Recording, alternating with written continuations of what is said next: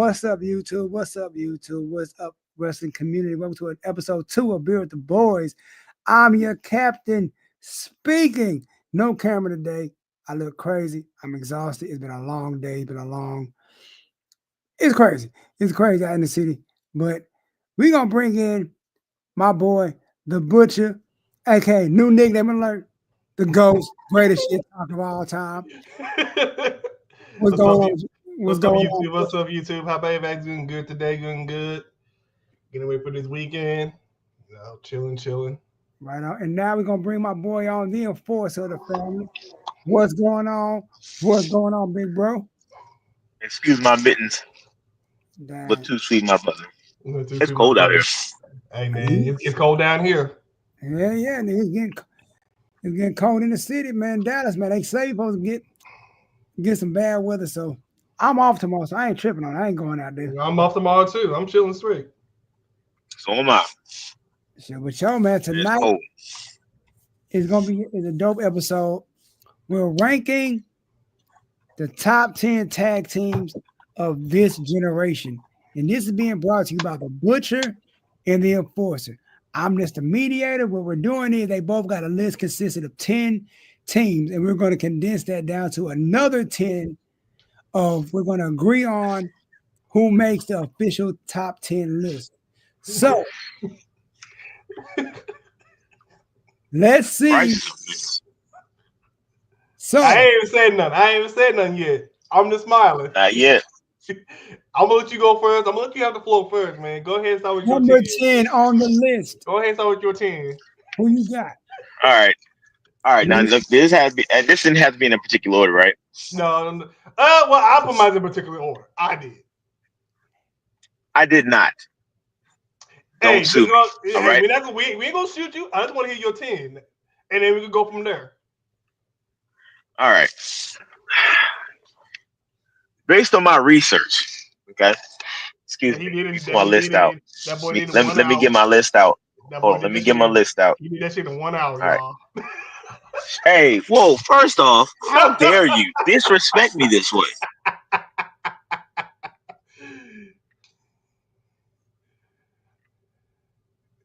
He froze. Damn. I'm still here. You good? Okay. No, he was switching the camera. That's what it was. Oh, okay. Yeah. Did you hear me talking? Nah, you said don't disrespect me. That was the last thing I heard. Okay. That's interesting. All right. So give me a second. Go ahead. I have my list on my phone, but it seems like when I come off this screen, random stuff happens. All right. So give me 1 sec. Hey, take your time, bro. We got time. It's gonna be a very interesting discussion. And while you tell me the names too, I have my own list on my computer. So I'll be typing your names or your teams down. That way you want to keep going back and forth. So, okay. All right. This is what I have. I try to. There are some. We'll see what you say. But just give me one. All right, so this is what I have. Just give me one. All right. So I was really only able to get 9. I struggled with the 10th, but I put a 10th in there. We'll see what happens with that. All right. Okay. So I have FTR. I have the Usos. I'm about to say you ain't got to tell me the whole list. We just need one team. Oh, okay. FTR. You put FTR first. Okay. I got you. Okay.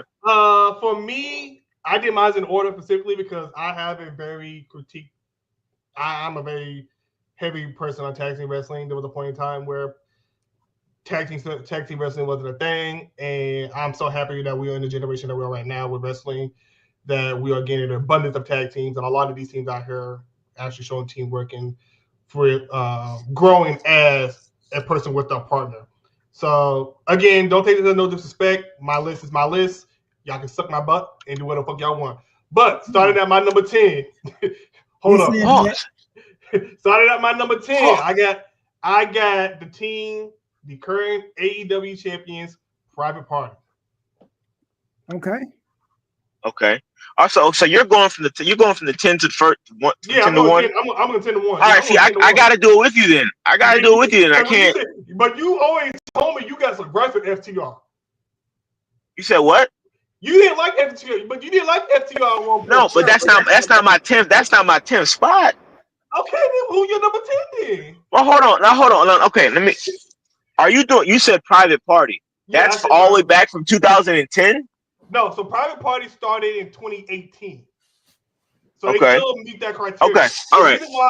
All right. Yeah, the reason why I put Private Party as number 10 is because they're still new. They still have yet to grow within the wrestling industry. This is their first industry being AEW. I haven't really checked that much of their background yet. They probably did some indie stuff. But this is the only team that has so far beaten the Young Bucks twice consistently. One on the very debut episode of AEW Dynamite, and they were able to beat them and get the tag team titles off of the Young Bucks. Mark Quinn. All right, so if you're going to do that. Yeah. I'm sorry, continue. No, Mark Quinn and Isaiah Anthony, I think is his name. I'll have to correct myself. Are very good chemistry. They got really good characters. Isaiah be making me laugh. Quinn is very athletic, also being trained by both the Hardys, because at one point they were working with the Hardys. So I'm pretty sure he picked up a couple new type of aerial moves for them. It's big man, little man, aerial, strong man. It's good. And I love the finish of the Gin and G. I really do appreciate that as a callback. But as a whole, they still got room to grow. It's just the start of their careers. I get the feeling they may split up in the future. I don't want them to split up. But as the tag team champions right now, they're going forward in the right direction with the right guidance that they have in AEW. All right, so I want to spin the block back. We're not going to start with FTR because you're not going to make me feel like I made FTR number 10. All right? You're not going to make me feel that way. No one else is going to make me feel that way. Go ahead. All right, so I'm going to start. All right. This is like my list. It's like my favorites, whatever the case may be, on what I'm seeing, based off work and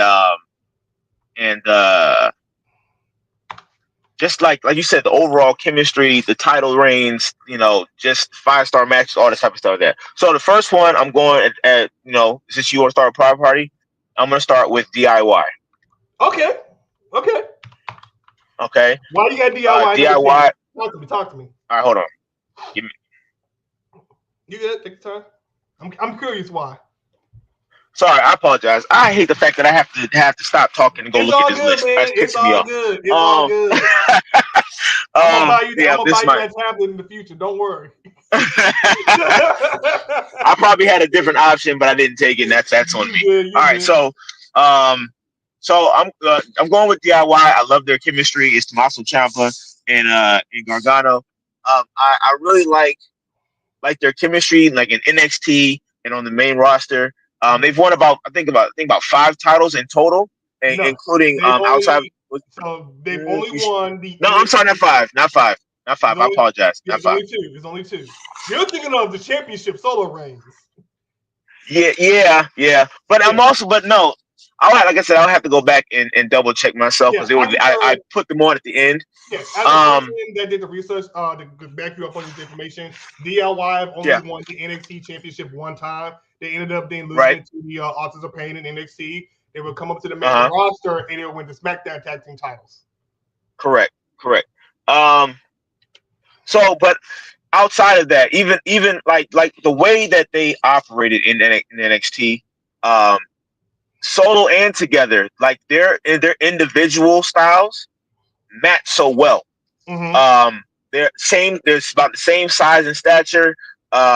They put on a show every time. Hard hitting, like I said, amazing chemistry. Their title reigns, howbeit short, the one that they're on right now. Yeah, the one that they're on right now. This heel run, I'm liking what I'm seeing. I like how they basically hoodwink Motor City into thinking that everything was all good, and come to find out Gargano was like their heel work is always A1. They've had a couple of awards, being of the year, whether it be feud or stuff like that. So I see that also. So I put them at number 10. Number 10. Okay. Tony, how you feel about that right now? How you feeling, Tony?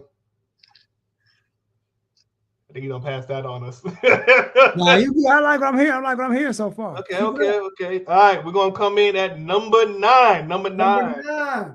Woo! Y'all gonna hate me for this one, boys. Y'all gonna hate me for this one.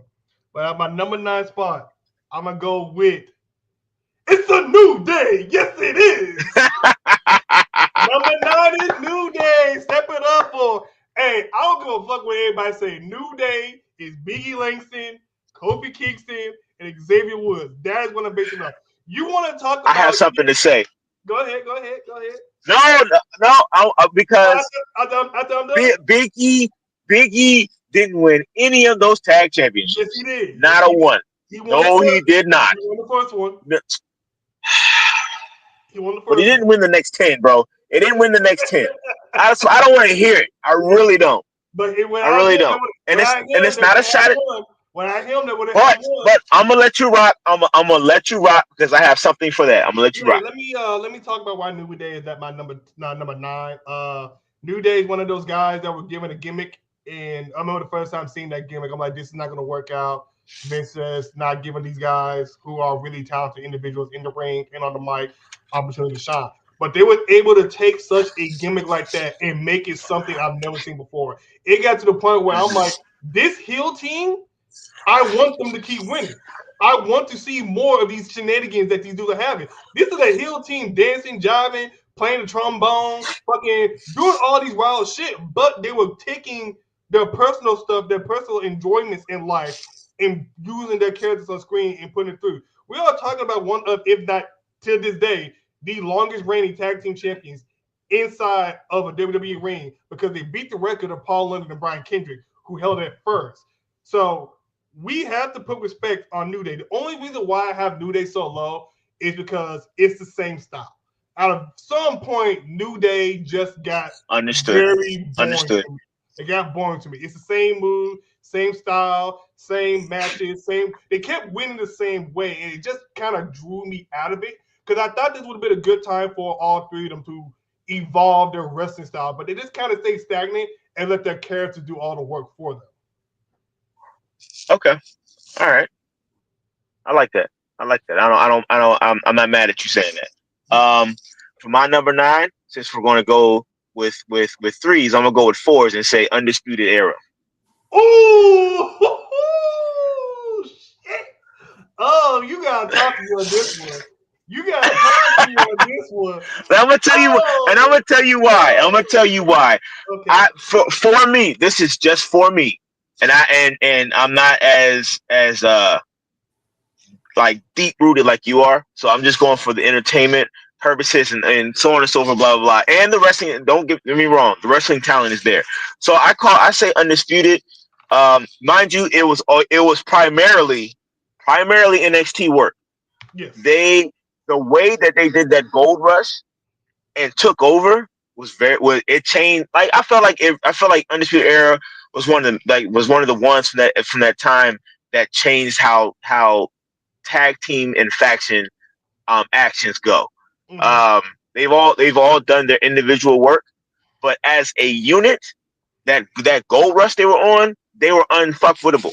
Excuse me, I'm sorry, I don't mean to cuss up here. They were untouchable. They were untouchable, and I hate that. I hate that they had to like dissipate and then like kind of like come back together in a sense. Mm-hmm. In a different company, which I don't mind them being a different company, but I haven't heard from them in a while. So, but Adam Cole had that leg injury. Right, exactly, and I think he just got back, right? If I remember correctly, he wrestled at the last pay-per-view, which was beginning of last month. Yeah.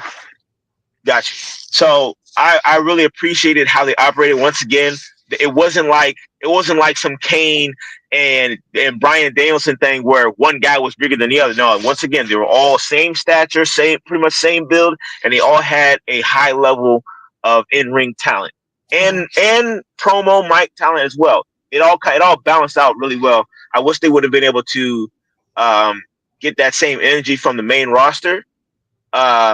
Unfortunately, it didn't go that well. So I put them at 9. There was too many factors at that point in time with Undisputed Era. The start of AEW, the COVID no arenas, and then Vince being Vince at that time period. It really kind of wouldn't. I kind of didn't want to see Undisputed go up to the main roster because they would not have been handled the same way. I'm pretty sure they would have been broken up within like maybe 3 weeks of that time in the main roster at WWE. But I do agree with you. Adam Cole, perfect mic worker. Kyle O'Reilly, Bobby Fish, probably one of. I know me and Tony talked about it a long time. Probably one of the best runs in Ring of Honor and New Japan both. They've been working together so well. So these guys got a lot of work outside of the big brand. Yeah. Yeah, and then Roderick Strong. On the indie scenes, Roderick Strong was, so it's kind of funny. Roderick Strong was the lead, and then Adam Cole was the one that played behind him. Then when they got the NXT, they switched the role. So it let me know that either one of them could be like, hey, I could be the leader, or very interchangeable. They're interchangeable. Yeah, and I really appreciate. I think they got in total about 3 titles. If I did my research right, they got 3 titles as far as tag.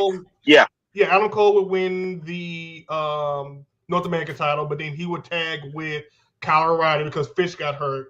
Then Rogers joined the group, and then he will replace Roger Strong, to be exact. Roger Strong will join the group. He will replace Adam Cole as Kyle O'Reilly's tag partner until Bobby Fish got back. Right. Cole would then drop the North American title, win the NXT title, and then Roger would go and win the North American title. So, like I said, like inside WWE and outside, they've all put in individual work, and they've put in work together.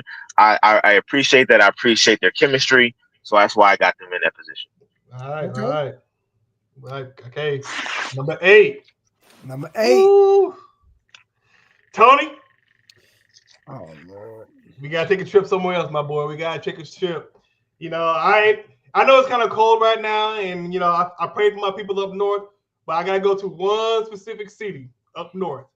We gotta go to Detroit, Michigan. Go ahead, give me number 8 with the Motor City Machine Guns. Okay. Number 6, give y'all a little history of Motor City Machine Guns. They are not. Again, we live in an era now where people have access to technology and everything, so you know, but Motor City Machine Guns, these guys started the indies, going into the TNA. You want to talk about one of the? I remember watching these dudes work in TNA. You want to talk about 2 of the fastest motherfuckers I've ever seen.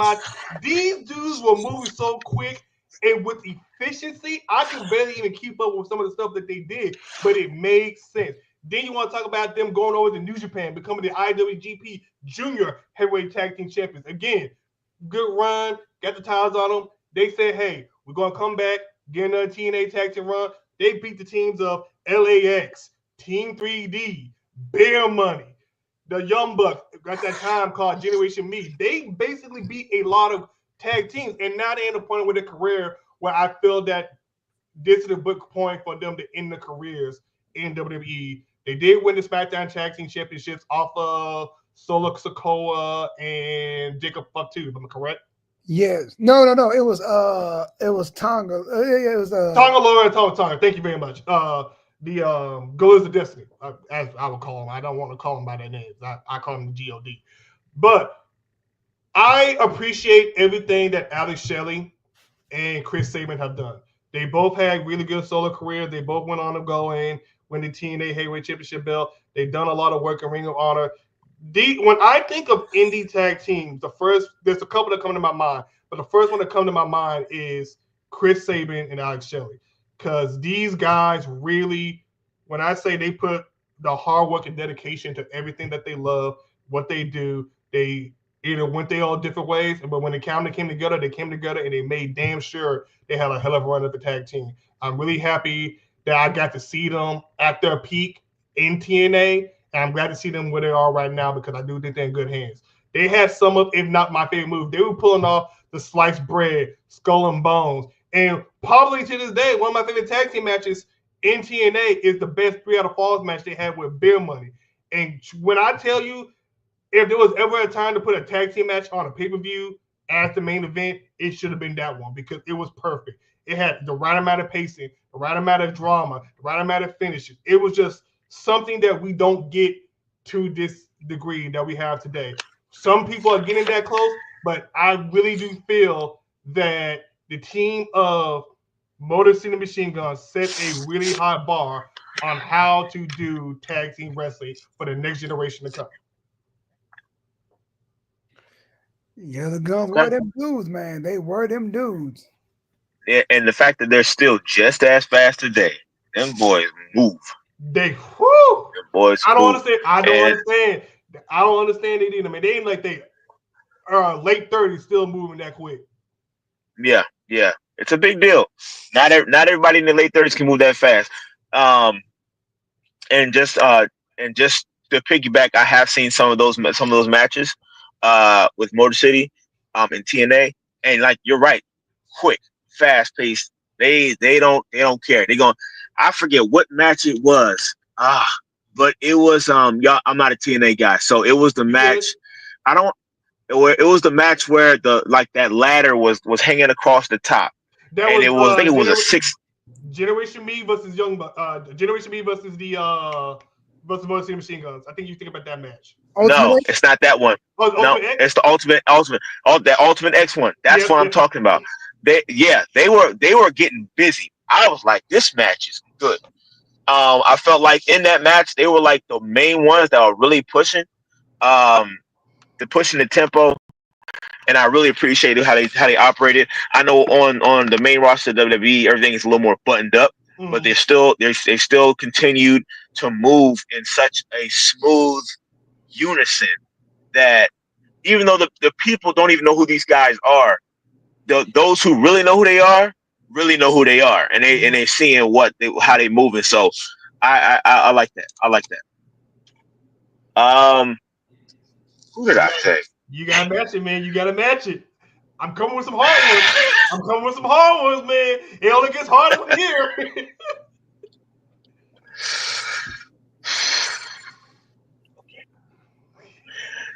All right. So we're at number 7. We are at we at number 8. Number 8. We can't be at number. Hey, we only at number 8. We only at number 8, my boy. I don't know if I can do that then. Okay. It's hard, ain't it? All right. You got to hurt somebody. Man. It is because I can look at championship titles, which is something I do look at. Mm-hmm. And if I look at championship titles, it's my answer will completely go against the title. Like, and you know I'm talking about too. It will go completely against. This your list, though. It's your list. I'm not gonna judge. All right. They might judge me. I ain't gonna do it. I'm not gonna do it. I'm gonna keep it real with you. Okay. I'm gonna say at number 8, and this is only because I don't know enough about this. Okay. I'm going to go with the Lucha Bros, and that's only because I don't know enough about them. That's only because I don't know enough about them. Okay. But I know that they are no joke. I've seen the match with EO. I've seen these dudes they're some scary dudes, bro. Penta is a scary dude, man. All I'm gonna say is, if you ain't never seen it, if you ain't never watched it, you have to go watch the Young Bucks versus Lucha Bros cage match. You want to talk about one of that was my match of the year. I don't give a fuck what anybody says. That cage match made me happy to be a wrestling fan again. Gotcha. I'll check it out. I just know that but yeah, I know what they can bring to the table. But for the people that don't know who the Lucha Bros are, Bros are Phoenix and Pentagon Mero or Pentagon Jr. Whatever name we want to go by, because that man got like 18 different names at this point. But they first got their start in AAA wrestling. They would go on to win the AAA tag team titles. They would come to America. They would dominate the indie scenes. You want to talk about these guys were everywhere. You could not go anywhere in the indie scene and not run into these two dudes. They would go on to win the PW. They would go on to win the PWG tag team titles. They would go over to Europe.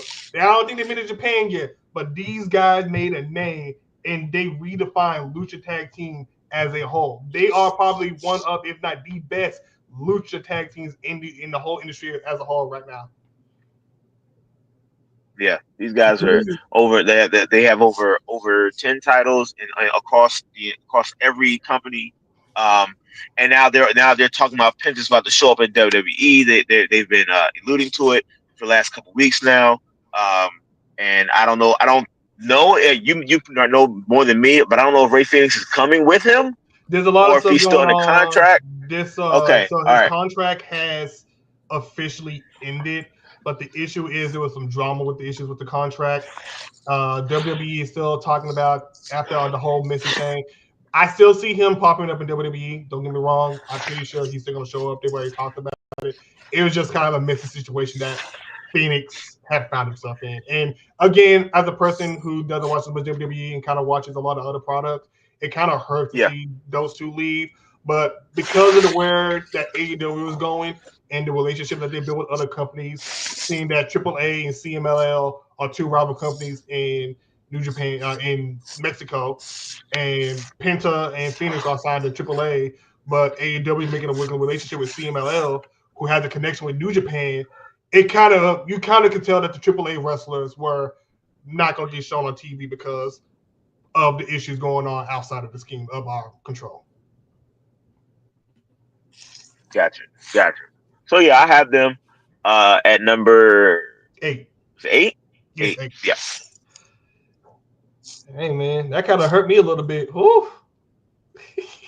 Yeah. Well, we'll refine it. We'll refine it later. It's fine. Yeah, I know we're gonna refine it. But go ahead and move on to number 7. Number 7. They say in life there's some things you gotta do yourself. And sometimes you gotta do it yourself. Give me DIY number 7. DIY, your number 7. Okay. The reason why I put DIY at number 7 is because again, I've seen what Tommaso Ciampa and Johnny Gargano have done in the independent circuit. I'm happy that they found themselves a home in WWE and they're making a name for themselves.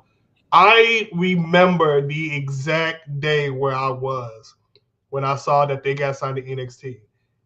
And I will never forget that match that they had with the American Alphas. Boy, you want to talk about a glimmer of hope in the WWE for tag team wrestling? I was like, yeah, this is going to be something special. I'm witnessing the birth of something. And as the American Alphas will go on to win the NXT Tag Team Championship belts from the FTR, DIY was still kind of background. They didn't know what they wanted to do. Johnny wanted to go solo. Ciampa wanted to go solo. They both competed in the Cruiserweight Classic, which is a fucking amazing tournament that WWE has ever put on their entire life. But I will never forget the first night they went out and they lost to FTR. That moment where Johnny felt so bad for himself that it was his fault that they didn't win those titles. Tommaso Ciampa coming up behind him, giving him his support, making sure that, hey, it's okay. We'll get him next time. I will never forget the tag match in Canada with FTR, that 2 out of 3's fall, that moment where they both had him in submission. And I'm sitting here geeked up, cheesy, just waiting for them to tap, and they got the tap and they got the success. It was a very heartwarming moment that WWE has finally produced their answer to the independent scene tag team championship. It made me happy that they finally found the answer. I love both Tommaso Ciampa's and Johnny Gargano's independent work after they broke up. And I'm happy now that they're all together because Johnny and Ciampa have both played heel faces. So seeing them go from a face team to a heel team, it makes sense because of the history and the lineage. It makes perfect sense. It makes perfect sense. So I'm just happy that the reason why they're my number 7 is because if it wasn't for these two guys, I don't think WWE would have been able to produce high caliber tag team wrestlers. And we've seen them turn on each other before. Yes. And come back together. So when just to use the last storyline, to see Tommaso start snapping and Johnny just like, dude, what are you doing? And then for him to turn at the end, that was pure chemistry. How it was done was pure chemistry. I really appreciate it. Yeah. I really like DIY for that. Yeah. I'm happy that Johnny Gargano, Johnny, if you ever do find this video, you are my top 10. You are one of my top 10 favorite wrestlers, bro. You are my top 10. You made me feel some emotions I never thought I'd feel again.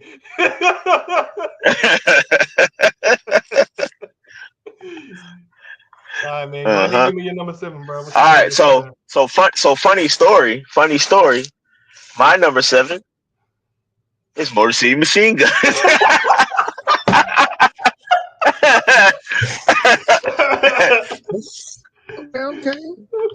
Talk to me, man. Talk to me.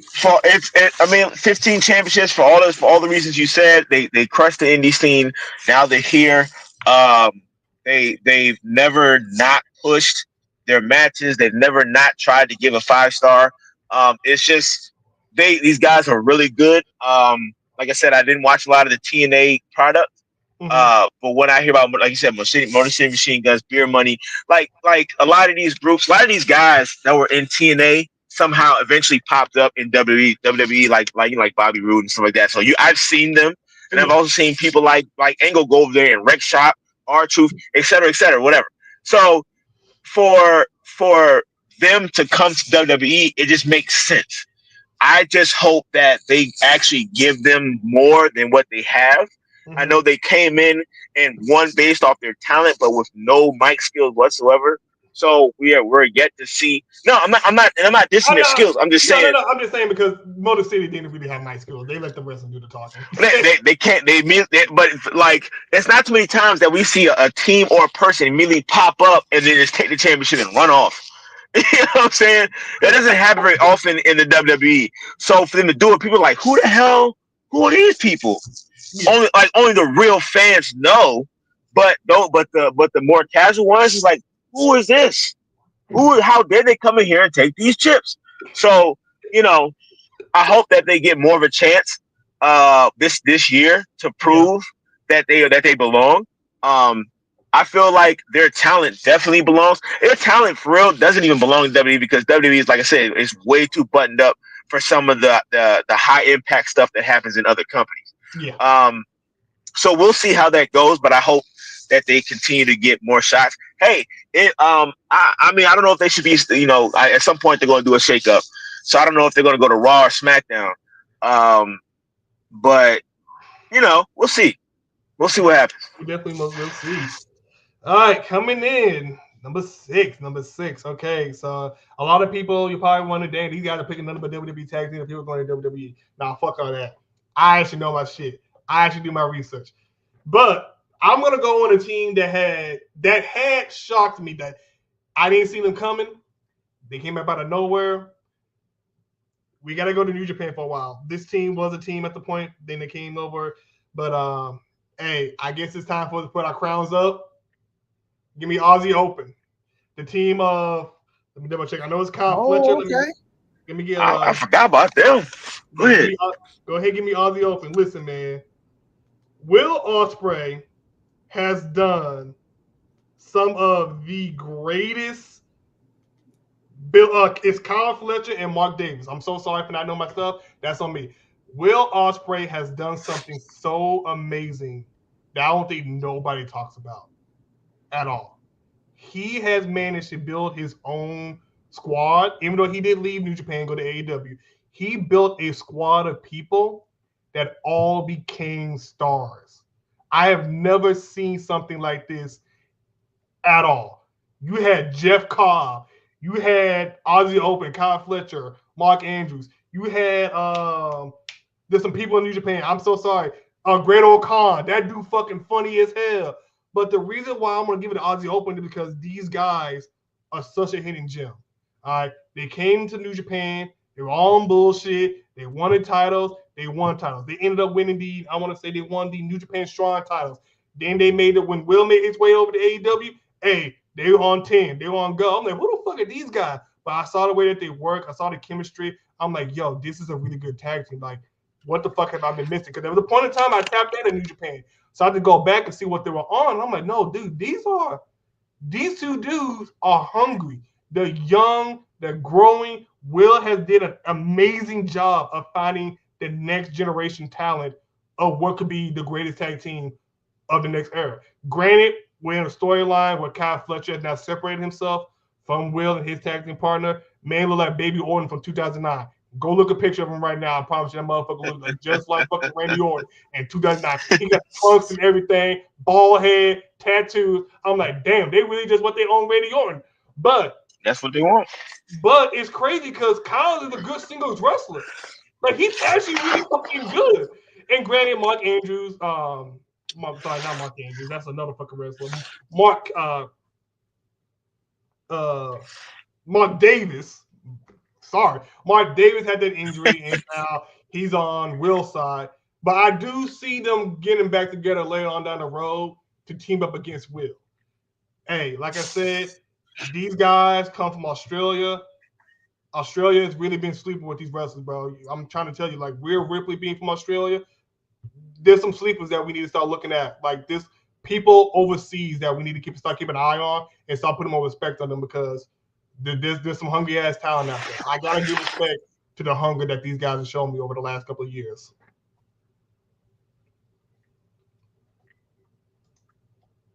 I have nothing to say. I know you. I really don't. I don't have anything to say as I don't know too much about the Aussie team. I've heard name passing. I know who Will Ospreay is, and I know what type of talent he's got. So if I trust you, I trust you. Just by knowing who Will Ospreay is, I definitely trust that you know what you're saying. So I have no dispute. Just to get more details about what they've done. They won the IWGP Tag Team Championships, which is the main ones. They did win the Strong Tag Team Championship. They won that twice, and they won a tournament. Which, let's be real, them New Japan tournaments, they ain't nothing to play with. They will push your body to a limit that you've never been to before that I've seen. Gotcha. Yeah, these guys are like if they get back together, they're on the road to being one of the greatest tag teams of all time. But have a contender for that, man, for a contender in that running, in my opinion. Gotcha. Okay. All right. So, number 6 for me would be the Usos. Ooh, I was wondering when they were gonna come up. I was wondering. I said these motherfuckers better not be top 5. I swear to God, if they end up top 5, we will have I had already had them at 6, so I had to create a 7 because we didn't get past that point yet. So, but I had like the people that I have are the same. Are the people that I wanted where they are. But the reason I said the Usos, they've been doing this for a while now. Okay, they've been doing this for over a decade, and their chemistry is unmatched. They're twins, but even if you were siblings, you may not have good chemistry. They have great chemistry. At one point in time, we didn't know who was who, but they made us figure it out. You know what I'm saying? They were able to be individuals while still being in the same team. Like I said, chemistry was unmatched. And just 9 title reigns. The last one being the longest title reign in history. I think it's over 600 and I think 42 days. I think it was, which is amazing. Crazy, which is crazy. And so reason I'm not even bringing up the faction work like I did with Undisputed Era is because the bloodline is not the same. It's not the same. Okay. For me, it's a tag team and 2 individuals where the Undisputed Era was more interchangeable products. Okay. You know what I'm saying? Yeah. Like any one of them can tag with each other and get a chip. So that's why I've had them that way. That doesn't make them less than the Usos, but because of Usos' reign over the decade in WWE, that plays a major part. Their popularity, their ability to make the audience like feel what they're doing, and then and to be honest with you, I like what they're doing as individuals now, but not even touching that part. I just like that. The only thing, but I keep them at 6 because they've only done this in WWE. Okay. They have not gone anywhere else, and that's the main reason for me why I could never give them top 5. They say we're the best in the world. No, you're not. I didn't believe you when you said it because you've never done any work outside. Seriously, from the first to the last time they said that, I didn't believe them because they've only done work in that company. They haven't done what the individuals from the Undisputed Era have done. They haven't done what Motor City Machine Guns have done. They've never gone out and competed for anything outside. And they did get, if I remember correctly, they did get one tag championship in FCW, but that don't count for me. Okay. You get what I'm saying? Yeah, no, I get so, you know, because that's basically what NXT before NXT. So for me, they didn't do any real indie work. They're pure WWE branded individuals, and because of that, they can't be top 5 for me. You got to do more than that. There's there's an asterisk to what I just said, and I'll explain that when you get to number 5. Continue. Right. I'm so glad Usos did not make the top 5. Let's fucking go. My man got a brain. Let's fucking go. But yes, sir. Listen. Great. No. Great mic work. They just do the same thing the whole match for the last decade. As individuals, they're still doing the same thing they've done for a decade, just apart.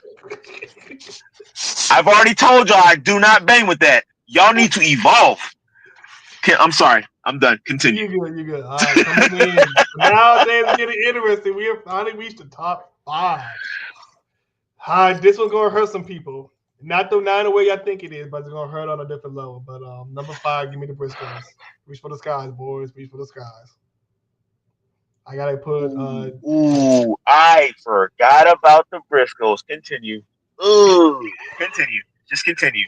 My joint's already made. Go. Listen, man. I feel all I ever wanted in life was for them to be on TV. That's it.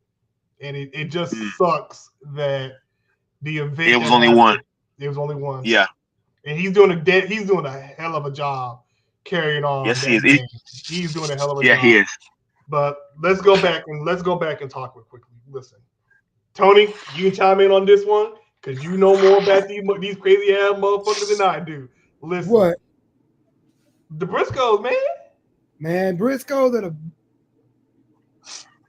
there's not enough words for me to put this, man. I'm glad they got. Yeah, them boys crazy. I ain't got nothing. It's just crazy to me that they have been relevant. This is a team that never made it on television.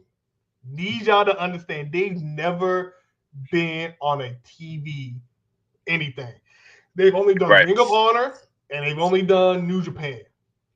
But throughout that whole career, they did not change themselves for anybody or anything. The Briscoes stayed country as hell to the day that they died, which is a crazy fucking thing that you can stay the way that you are and still be a relevancy. Your influence has impacted so many people. It's not crazy. It's crazy how much they never made it on the big stage, but they stayed relevant. They stayed consistent. They stayed improving themselves. They stayed helping other people. Did. It's just amazing to me that they were able to do so much for Ring of Honor. There was a point in time, both of them respectfully put that company on their back and carried it not only as a tag team, but as a solo team.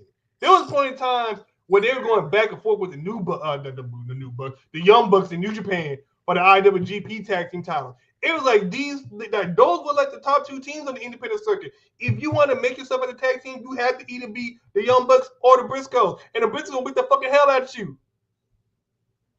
Briscoes gave me country, like you're invited to the cookout, but the country version. Like they just like it was something about them.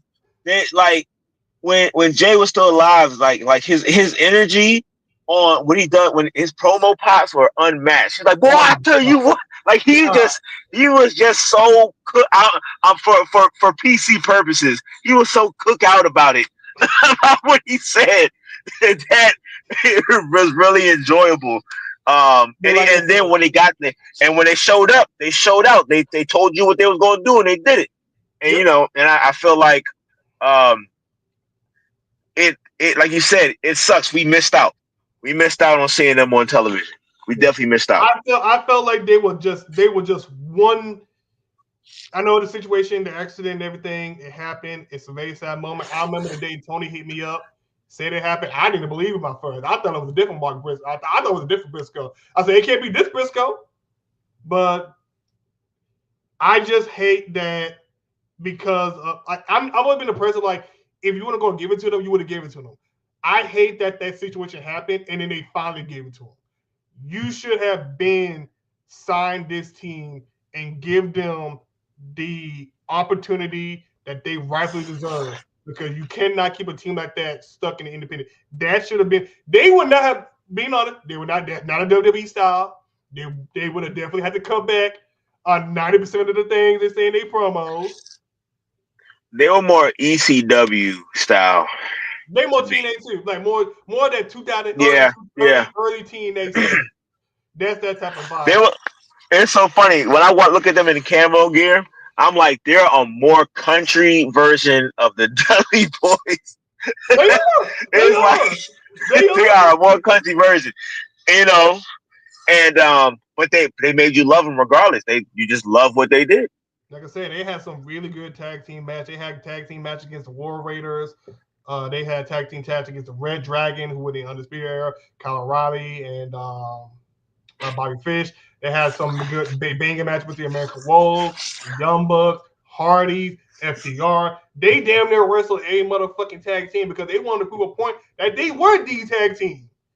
And I respect that. Yeah. Okay. You said that was number 5, right? Now number 5, man. Number 5. Gets harder from here. All right. So number 5.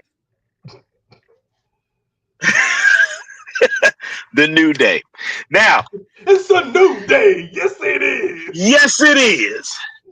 Clap for your 12th time. Okay, so I put them at 5. Okay. Because, like we talked about earlier, they were able they started out as like annoying heels, and then they made you love them almost by accident, but it was really more of them just being comedically themselves. Like that first match they debuted in, the way Big E was acting, you knew this thing was going to work. Yeah. Big E, like he's like the comedy of the group. Kofi's the high flyer, and Woods was like the talker. So most of, like I would say, 90% of those championships, 95% of those championships were definitely done by Kofi and Woods. They are the true tag team. They really are. They interchange all the time, and I was during the time I was like, why do y'all? This is new WWE rules. I don't like it. So, but you know, they changed like a lot of minds for that. So now you're starting to see 3-man like tag teams and stuff like that. Like, correct me if I'm wrong. They did that before AEW started doing the trios championships, right? New Japan at the time had the trios championship belts before New Day came out. Got you. Okay. All right. Bet. So, you know, with those guys, and like I said, the only thing about them was that, like you said earlier, it's the same style, and they let their comedic prowess, using big words today, their comedic prowess be more important than the actual stuff they did in the ring. Now, I will say that they all were very good in the ring. Yeah. And Kofi with his death-defying acts, like his Royal Rumble antics and stuff like that, really, I felt really pushed the group. Also, on even though it was an individual moment, you knew that it was Kofi Kingston of the New Day. So, like, it continued to propel. Even then, like I said, even when they did individual things, it propelled the entire group. Mm-hmm. They have the most tag titles, I think, in history as far as WWE is concerned. They have been consistent over for the better part of a decade, and like, they're just the top guys as far as what's the word I want to use? I'll say endurance, durability, whatever you want to call it, there was never once they were created, there was never a true fall off for them. They were always there. Even when Woods, I think he tore his ACL, he was still there. Mhm. But Kofi and Biggie kind of did their thing, and I think that was during the time. I think that was I could be wrong. My time might be off, but that might have been right when Kofi Mania started. I could be wrong about that. Around that time when he got injured, Kofi. Anyway, doesn't matter. I'm probably very off. But the point I'm making is I put him at 5, and see, I'm a WWE guy, and I got rid of both of the the good ones. I'm just saying. I did that. Now, but once again, the reason they're at 5 is because they have done no work outside of the WWE. Now, Woods has, because Woods had a TNA run, but for the most part, Kofi and Biggie. You said what? His name was Consequences Reed. Consequences Creed. Yep, exactly. This man was out here like Apollo. So he was out here dressed like Apollo Creed, man. So my thing, the lack of indie work plays a part as well. Mm-hmm. They're more WWE born than anything else, and so I keep them at 5. Okay. Moving on to number 4. Whew. Oh, this is where it gets tricky and annoying for me. Continue. It don't get annoying for me because it's your favorite tag team. That's right. We talking about one of the team that reinvigorated tag team. We talking about the Young Bucks, baby. Generation. That is you gonna say their goddamn name right, sir. Listen, in all seriousness, I remember seeing them in TNA. They didn't have a good run. I didn't like. Funny enough, I actually didn't like them when I saw them in TNA. But at that time, I didn't know the reason why they were acting the way they were because of the booking. So then, once I heard about that name coming up again in New Japan, I said, "Let me see what these guys are all about." And I'm like, why the fuck are they wrestling so good here, but they couldn't do that in TNA? So then I started becoming bigger fans of them. We're talking about damn near, I think they won that damn IWGP tag team belt fucking 50 times because I swear to God, that title was so goddamn glued to them. I blink and they You are not lying, bro. I swear to 30. God. I swear 30 to God. plus freaking titles, bro. Oh my gosh, dude. I swear to God. No, it was specifically the junior heavyweight. I remember them having that shit for so damn long. And the only reason why they were junior heavyweight because they didn't have like the weight class because Japan does weight class and everything.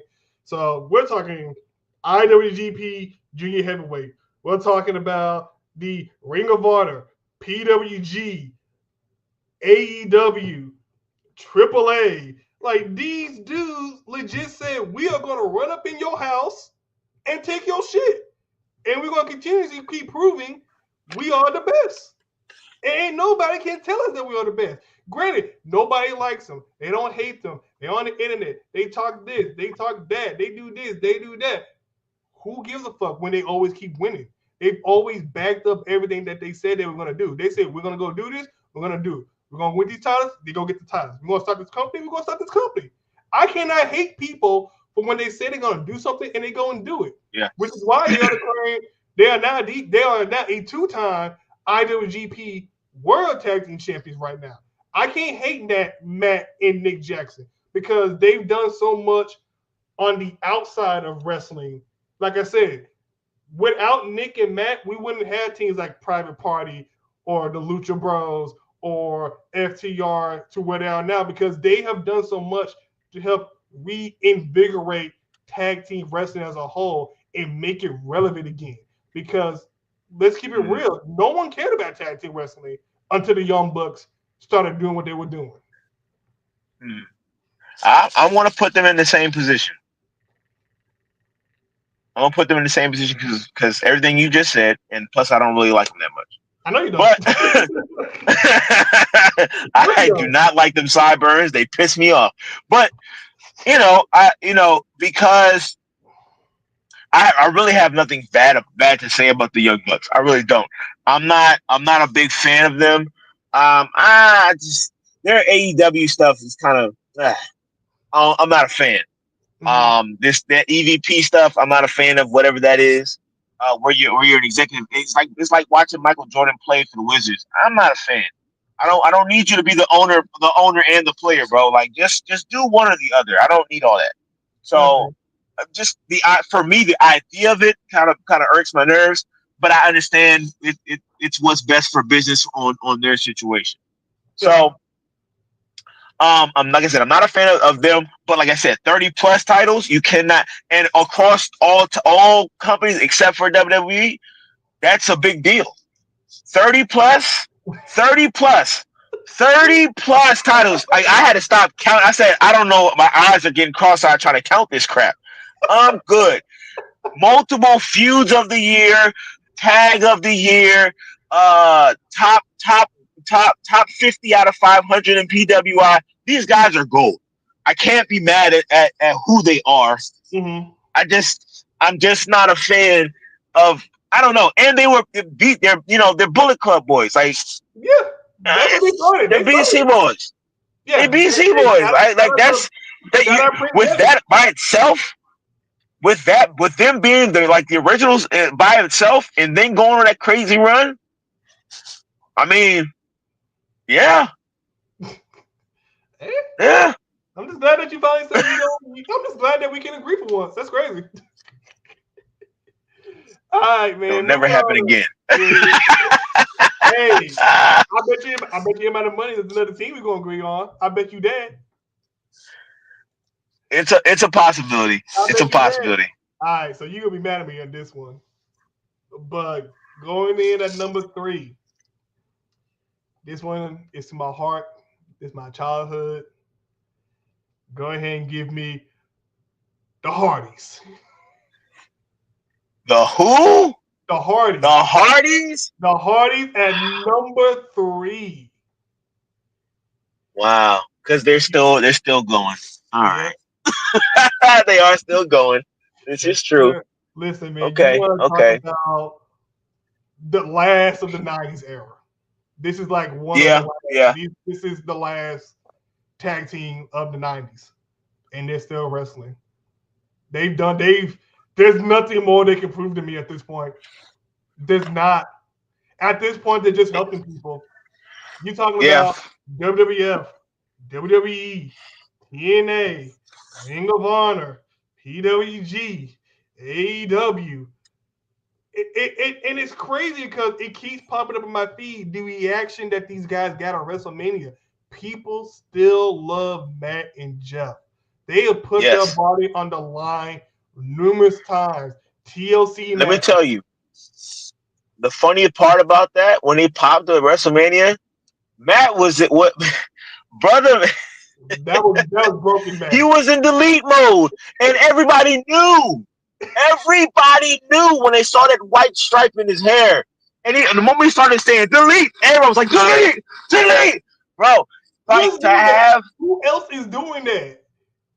To be able to do that and then have Jeff as brother Nero, and people are still like, it didn't matter, like they were interchangeable parts between characters, and everybody knew who these guys were. Yep. No one's doing amazing. No one's doing it. And like I said, amazing. They are still the most. They still relevant. They're still working. They need to relax. You proved everything to me. Y'all proved y'all could be the top in the company. Y'all proved that y'all the best tag team. Y'all wrestled some of the best tag team of this generation. Y'all grow new tag teams. It's like y'all done everything. There's nothing left. There's nothing left. There's nothing left. There's nothing left but sobriety. There's nothing left but sobriety. That's it. That's it. Just chill. You got, Mike got 2 kids, a wife. Jeff out here singing. What's that one song they were singing? That I sent you. Let's get Yeah, they were seeing a few joints. I'm like, what is going on here? But everybody, Yeah, man. no, they can't do. I mean, they done wrong. Both of them have both done wrong. They both had rough paths, Yeah. but everybody loves them. The moment you talk about a WWE tag team or a Friends tag team that comes to mind, it's always the goddamn Hardys. That's how much. Oh, the Hardys. That's how much they had an impact on everything and everywhere they've If ever it gone and done. and you could even maybe say that like because they were like the original, like the quintessential like emo punk tag team, it opened up doors for wild style, high flyers, all that type of stuff. Their table ladders and chairs match, that was a precedent for all companies across the world. Like that was a major deal. And I'm telling you, everything they're doing is wonderful. Ah! I can't be mad at them, man. They need to sit their asses down. Yes. They need to sit their asses down, bro. I done everything. Yeah. I like it. That was a sleeper. I wasn't expecting you to say that. That was a good one. Yeah. All right. That was a good one. That was a good one. I told you, bro. There's gonna be one team. There's gonna be one more team out here we're gonna be good on, but go ahead and give me your number 3. These last three. they could either, all of them for me can either be 1, 2, and 3 at some point. Same. Okay. All right. So for me, these last 3 are not okay. So I'll just get to it. Number 3, I'm going to go with Gorillas of Destiny, God.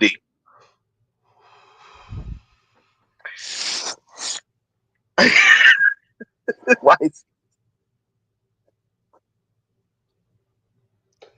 I can't. I'm sorry, y'all, but I can't take the. I can't. I love them to death. Don't come out here and jump me. But all I think about is. I am omitting the bullshit. Excuse my language. I am omitting the BS. I'm omitting the garbage that is Tongaloa. Okay. Oh, he disappoints me so bad, bro. Oh, I am ignoring this WWE. I'm ignoring all of his WWE work. I'm ignoring it. Oh my god. Now I won't. No. Now Tonga, I'm leaving alone. But Loa.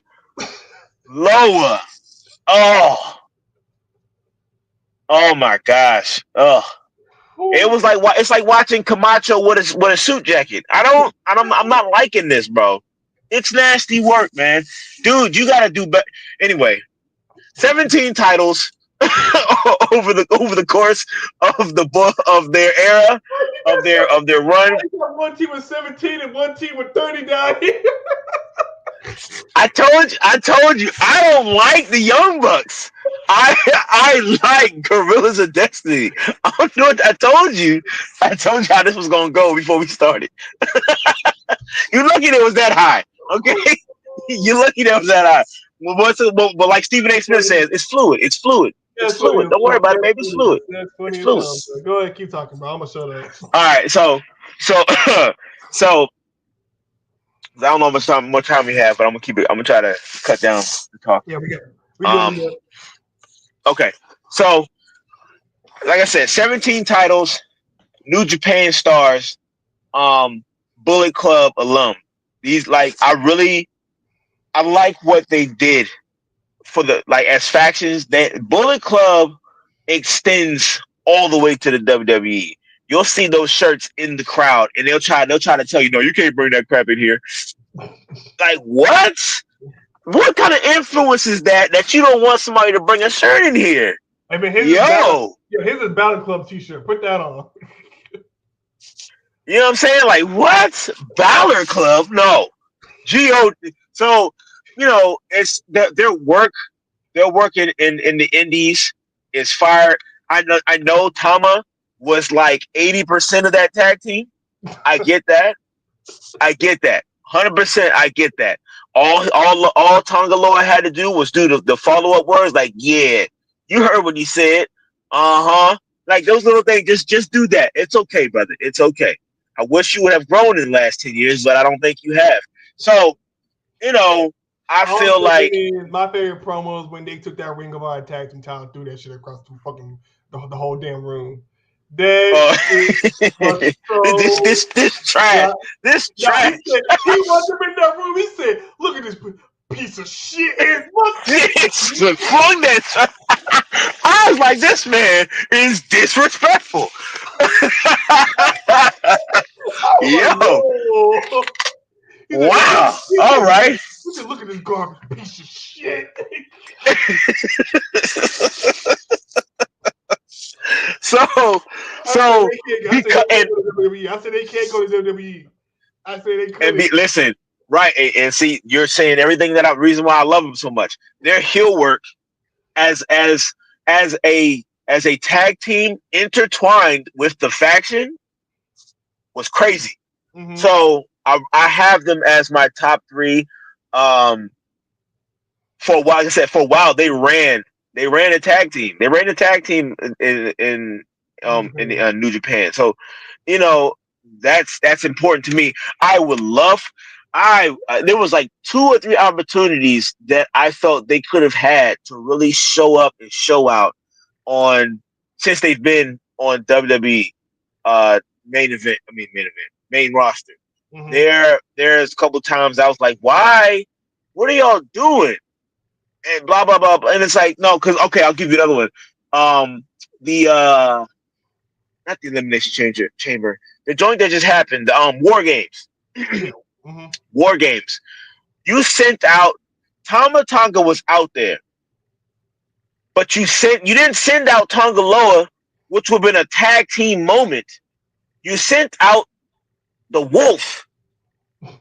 No, you sent out. You don't. It's like, no, you missed the opportunity. Y'all wouldn't refuse to give them a chance to show why they are actually a tag team. Y'all not even really billing them as a tag team right now. Nope. They're not even pushing the Gorillas of Destiny name. I think Corey Graves said it once when he first popped up. I was like, oh, it's his partner talking low. He's a Gorilla Destiny, and you never heard it again. Nope. I don't like that. I don't like that. That's nasty work to me. Maybe it's some factual stuff, some not factual, some behind the scenes contractual stuff, whatever. I don't know. But for me, y'all never gave them a chance to be who they are. They sometimes they appear in their God gear. They do that. But the best song. Yeah, but for the most part, Laura just be effing stuff up. I'm like, dog, get out your own way. What are y'all doing?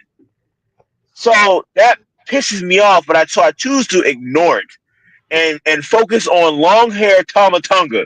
You know what I'm saying? Like, we're gonna go with white beard Tama Tonga, okay? That's the guy I'm talking about right now. And so that's why I feel like they're that good. All right. Number 2. These are the number 2. This is going to get interesting. I'm going to piss myself off saying this next. I'm about to piss you off. Go ahead. Do it. Lucha Bros. Okay. I'm not mad. I've already said I talked about it earlier. Penta and Rey Fenix. I'm so happy that they redefined Lucha Libre. I'm so sick of everybody trying to be like Rey Mysterio. I'm so sick of everybody trying to be like this, that. Everybody trying to do the high fly. No. When Lucha Underground came on TV, I'm like, this is what Lucha Wrestling, this is what Lucha Libre is. This is what it should be shown to us as wrestling fans, as the consumers, what Lucha Libre is. It's not always high flying, jumping over the ropes.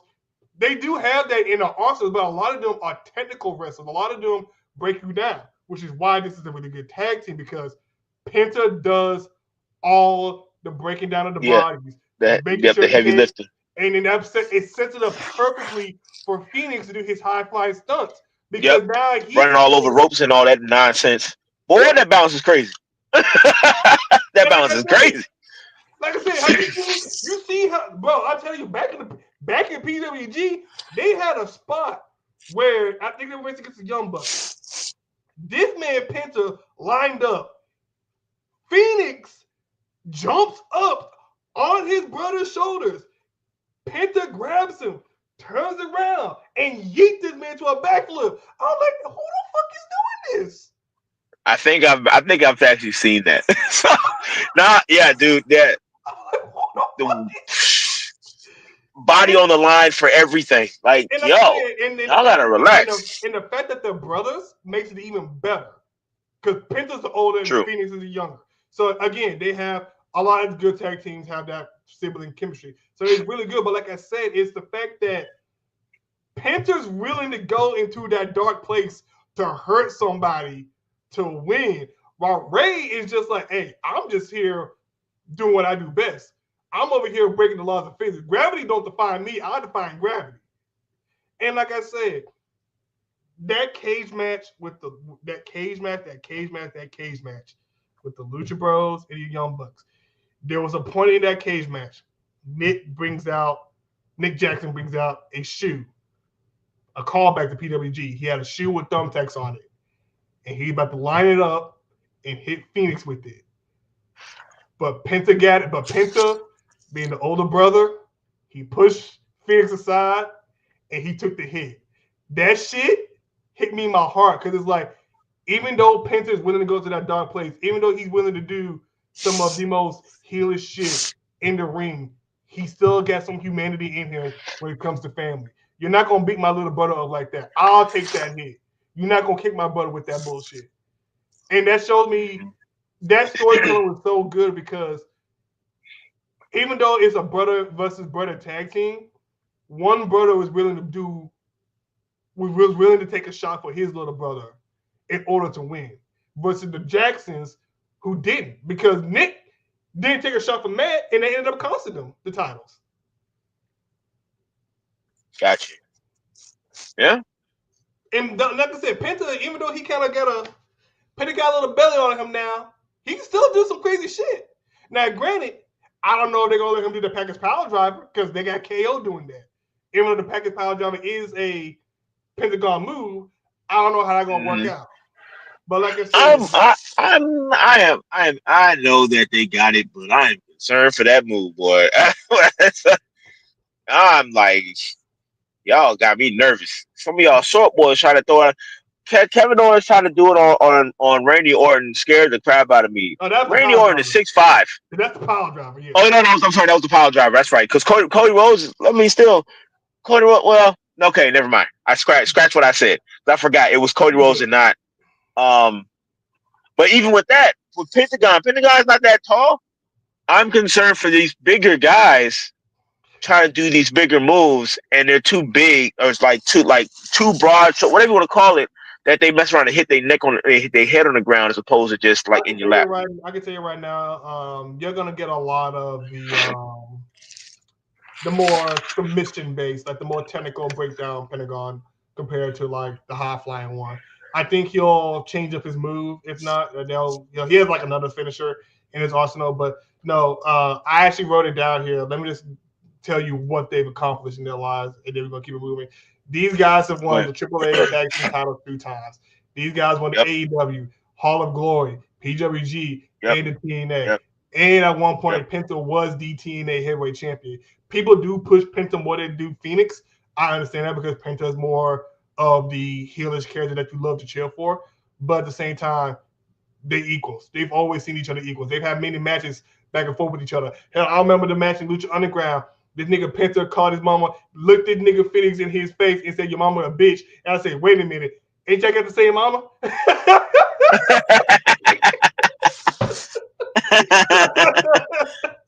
It's crazy, bro. He said something, put the La Madre. I said, you just called your mama a bitch? I said, ain't that your mama too? But we didn't know that at first. We didn't know they were siblings. Now that we know, you look back at it like, you just it's a little different, yeah. It's a little different. Yeah. But yeah, I got you about 14 titles. I think about 14 titles across the indie scene and AEW. Yeah, I'm not mad about that. I'm not about that list either. All right, man. All right. All right, number 2, right? All right, Yeah, number that's 2. it. And this is tough. It's tough for me. But I'm going to say number 2, FTR. Oh, okay. Okay. Okay. He said, okay. Okay. I say FTR. Okay. I'm sorry. I forgot. I say 10 titles. I mean, excuse me. I say FTR because they have 10 titles across the once again across the indie scene, across all companies. Um, they've been consistent. They've been pretty much the same team. And they've had solid runs. I kind of wish they were still in WWE because I did like how they operated. They were like little assholes. They were like little, and why are you sitting back so far? Why are Keep you so talking. dramatic? Keep talking. Keep talking. Keep going. Keep going. So yeah, I'm not fully versed in their AEW run. Okay. But I know that I believe they got at least one title. They got one chip over there, Won it twice. maybe 2. Say again. They won it twice. That's why I say maybe 2. So they're still doing it. They believe in him. They're doing their job, and I'm not the biggest fan of FTR, but They were almost they've up there done with decent work. you had the same amount of hatred for FTR you did for the Young Bucks. This is crazy. There was a point you hated I both know. of them. I had honestly when I first started this, I was thinking about like the amount of chips and things like that, and I had Young Bucks at number 1. I do, I know you did. No, you did. but however, this is You were my no league. way you were gonna say Young Bucks is number 1. I knew that from the start. Your personal bias would not let that happen. Look, I said FTR was number 2. They was at number 10 because I don't like them either. So you proved my point. I'm trying. Listen, I'm trying to respect the work. Okay, I'm trying. I like FTR more than I do the Young Bucks. Mm-hmm. But yeah, FTR. That's where I'm at. Please, yeah. Do you think? FTR number 1. There's no discussion. There's no debating. There's none of this bullshit. FTR is the greatest tag team of this generation. There is nothing else that needs to be said. You want to talk about? There's nothing else to. Hold on, shut the fuck up. This is my time. You got me all pissed off now. You want to talk about a team that was WWE bred, NXT, Triple H. These motherfuckers showed up and said, we are going to be they did something I never thought I did. These motherfuckers got me going back watching the Rock and Roll Express in the midnight. They got me going back watching 70s wrestling because they are taking that they're pure golden era type wrestlers, and it's so fucking amazing. They are making it is. They are such a dedicated fan of the old school style of tag team wrestling. They are like, you can do all the flips and tricks and shit, but we are gonna beat you down and take you to the one spot you can't beat us, which is knuckle downs, bear. We scrapping. We gonna hit you hard and hit you tough, and you better not get back up because we're gonna keep knocking you back down. You want to talk about a 2-time NXT run? Yeah, I had. Hold on, yeah. no. A WWE. Nah, yeah. No. A WWE. You be quiet right now. You be quiet. You don't gotta be wild up. A WWE SmackDown tag team run. A WWE Raw tag team run. They left because of some bullshit Vince did. Fuck that motherfucker. I don't give a fuck what he's doing right now. They went and said, you know what? We now have freedom to take our style of that old school wrestling, that old school purebred fucking what's their name? Tully Blanchard and the Four Horsemen style of wrestling and express it to the world. They won New Japan. They won the New Japan heavyweight. They left the company. They left that company and went on to win the AEW Tag Team Championship twice. They went and won I got the list right here. They went and won the Ring of Honor tag team titles. They went and won the AAA tag team titles. They went and won the IWGP tag team titles because they love what they do. They don't want to split up. They want to stay together because it means something to them. They grew up on people like the Rock and Rollers, the Midnight Express, Tully Blanchard. They grew up on that stuff, and they are trying to redefine and bring back that old school wrestling because they love it. They breathe it, they bleed for it. And it's just so amazing that it makes me realize where we have come in the generations of wrestling. Like you said, we went from a style like the 70s style. We went from a style like Ric Flair and the Four Horsemen. We went into an era with hardcore stuff with the Dudleys, Hardys, Edge and Christian. We went into a generation with the New Day, Usos, Young Bucks, Guerrillas of Destiny. FTR is the perfect representation of looking at tag team history and making it even better and reminding us where we came from and where we are today in today's style. I agree with you on everything you just said. And they were one of the number ones too. As I said last week, I was like, nah, I just like one more than the other at this point. Yeah. So no FTR. That's why I was like, it makes total sense. They've done everything and everywhere. They've done everything everywhere, bro. Like they really are that good. And they're like we are the only tag team that said we're gonna do everything everywhere, and they're the only ones that kept their word. These dudes pulled in red boots, red trunks, and a track jacket, ready to ball. Like these guys were really like. I'm like, okay, I hear you. And like you said, that 80s golden era style, 70s and 80s golden era style of wrestling. They're very pure, they're very like clean, technical, all those things. And I agree with you 100%. I do not deny your one. My one is just because I like them. I like them. They've done work all over the indie scene, including WWE. I went with one word: Festus. Doc Gallows, Lucas.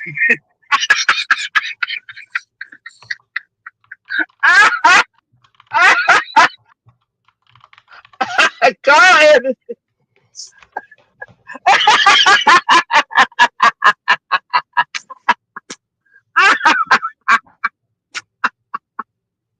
Hey, you come back here. You come back here. You don't disrespect these 16,000. You come back here. Bring your tail back here. Come back.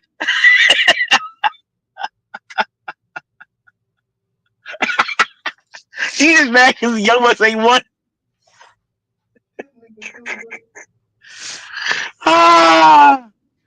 This nigga really just said Luke Gallows and Doc Anderson. That's crazy. Okay, go ahead and talk some shit, bro. I'm gonna be quiet. Go ahead. Hey, listen. Listen. They're one of my favorite tag teams to watch.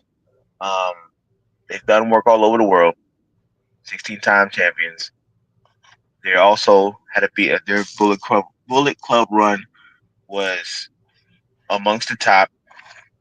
They brought it over to the place that no one else could, and that was WWE, because the forbidden company for indie tags. I mean, indie like factions and all that. They were able to infect WWE to a certain degree because had to call themselves the club. But we all knew what the hell that meant. I appreciated everything they've done. I'm a fan of the mic work. I'm a fan of the promo work, the vignettes. Doc Gallows is my favorite of the two. Yeah, man, that's just how I feel about it. Are they the best? No. Are they my favorite on my list? There are a lot of, like I said, the top five are interchangeable. They are. They really are. But that's how I feel right now. I know you don't agree, and that's okay. That's okay. That's why I said it's fluid, and we're gonna refine it. It's fine.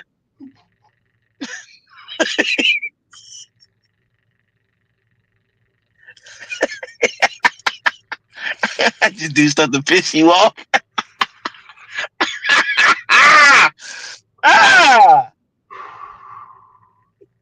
So yeah, we're gonna go back to this list. Let's go ahead and review all the tag teams and stuff that we have. Like I said, for my number 10, I had Private Party.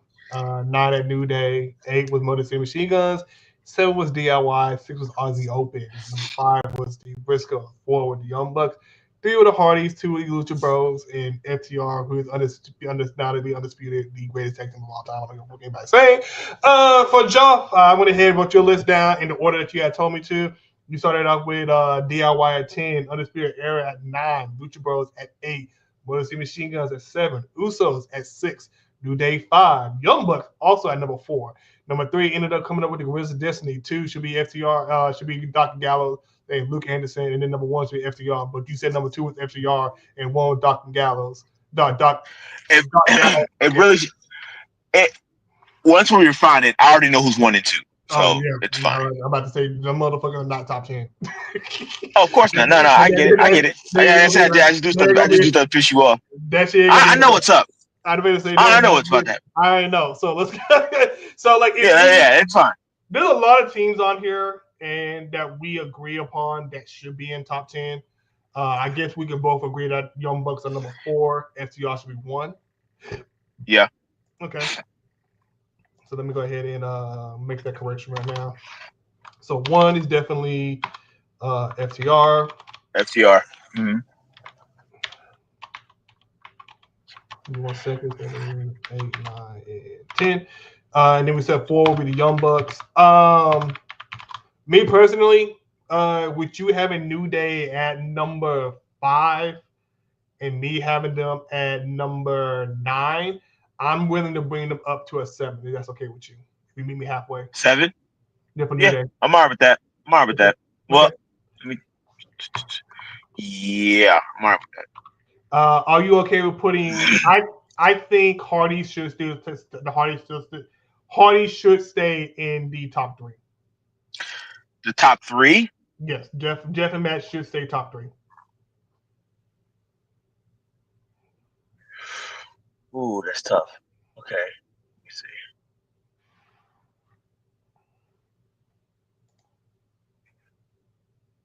Okay, I'll roll with it. Because the top 3. Yeah, I'll go with that because all top 3 have titles in every company. I'll give you that. Well, except for the Young Bucks, obviously, because but they're number 4. But yeah, one. So what you want Hardys to be 2 or 3? That's what I'm trying to figure out because I'm looking at both of our lists and I'm just sitting here. I'm like going off of what we have and what we have defined. Hardys are number 2. I can go. I'll take your Hardys with number 2 and go with you with Lucha Bros at number 3. Okay, I'm fine with that. And then Young Bucks at 4. Yep.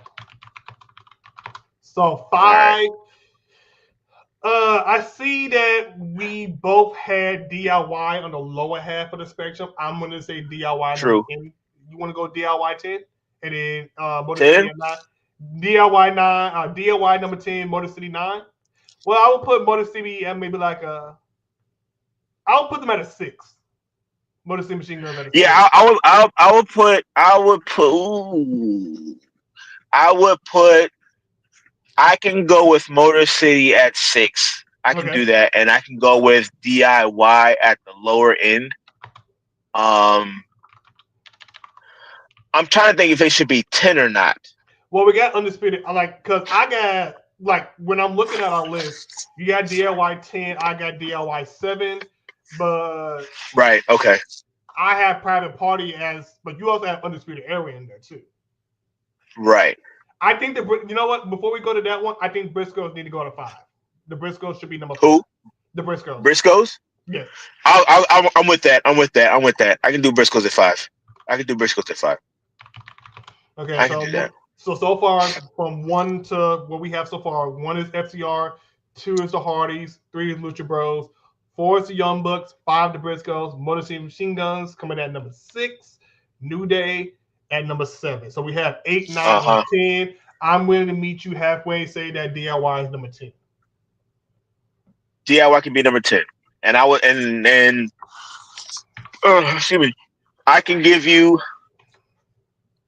Now you said Private Party, but that's because they're upstarts. Yes, they just right. Yes. If I can get, ooh. Do you? If going off of my Who's logic, left? So you got Gorillas of Destiny, Undisputed Era, Private Party, Aussie Open. That's tough. The Usos. In the Usos, yeah.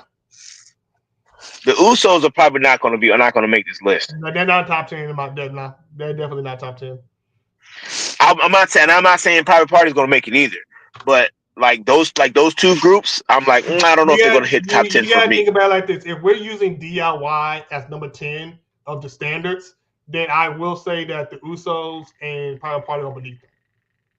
If we're saying right, and if that's the case, because if we're talking about like Undisputed Era and okay, so we're looking at.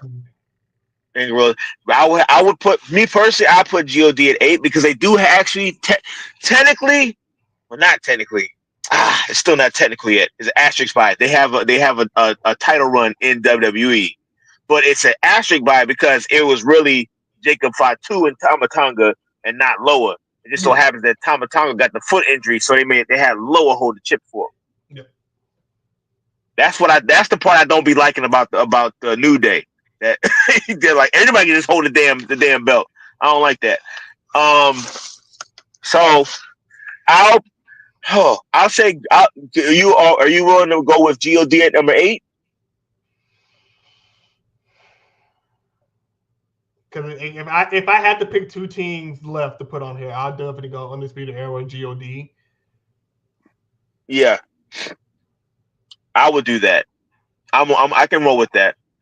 But the thing is, I don't know where I want to put them. Because me personally, and my personal bias, yeah, I would go UE over Gorillas. I'm okay with that. They've done a lot more individual and tag team work around like the other half of the companies, whereas God has done most of their work in New Japan. Mm-hmm. So I'm okay with that 100%. And I honestly, low key, I want to put DIY at 9. Low key. I can meet you at 9 with DIY. If you put DIY at 9 and put God at 10 and then have UE at 8, yeah. I can roll with that. I can roll with that. Okay. All right. So, ladies and gentlemen, this is what it comes down to right now. As it stands, we have number 10, the Gorillas of Destiny. That will be Tama and Tama Loa. Number 9, DIY, Johnny Gargano and his tag team partner, Tommaso Ciampa. Undisputed Era. When I think of Undisputed Era and their tag team, I think of Kyle O'Reilly and Bobby Fish. Mm-hmm. Yeah. And then we got the New Day, which will be, for me, technically speaking, Biggie Langston and whoever the fuck want to be that part, the Kofi Kingston or Xavier Woods. But he don't get no chip, bro. He ain't get no chip, bro. He wanted them for the first time, and they always did the Midnight Express with Big E. So I don't want to hear that shit. All right, I'm gonna leave it alone. Then we got number 6, the Motor City Machine Gun, which is Alex Shelley and Chris Sabin. The Briscoes, Walking Jay at number 5. Nick and Mac Jackson at the number 4 spot. Lucha Bros at Penta, El Zero and Ray Phoenix. Number 2, the Hardys, and number 3. No, number 3. What the fuck am I talking about? I'm saying 3. Number 1. It's late, bro. It's late. And number 1 being FTR, respectively. FTR. Number 1 greatest tag team of this generation. Yep. Now, I will say this because when you said Motor City and you said who was at the Motor City? After? Yeah. Before the Briscoes. Briscoes at 5. Briscoes. The only thing that would have me maybe switch that up is because Motor City got a belt in WWE. That I feel like that would edge them up over the Briscoes. But we don't have to do that right now. I'm just saying like that would make me edge them up to the next slot. I understand. I respect that. But I respect his list 100%. I do. I'm just. I'm gonna get your ass later today. Ladies and gentlemen, I know that the cap had to step out. He was having issues with the internet, but this has been the Butcher. This has been I forgot what you Enforcer. The Enforcer. My bad. I'm not used to the sign offs or anything like that. That was the boss. But we're going ahead and sign up for you. We have now given you the official Beer with the Boys top 10 official tag team of this generation. You got a problem with it? Y'all can kiss our ass and go fuck yourselves. I do not care. Bye. Bye.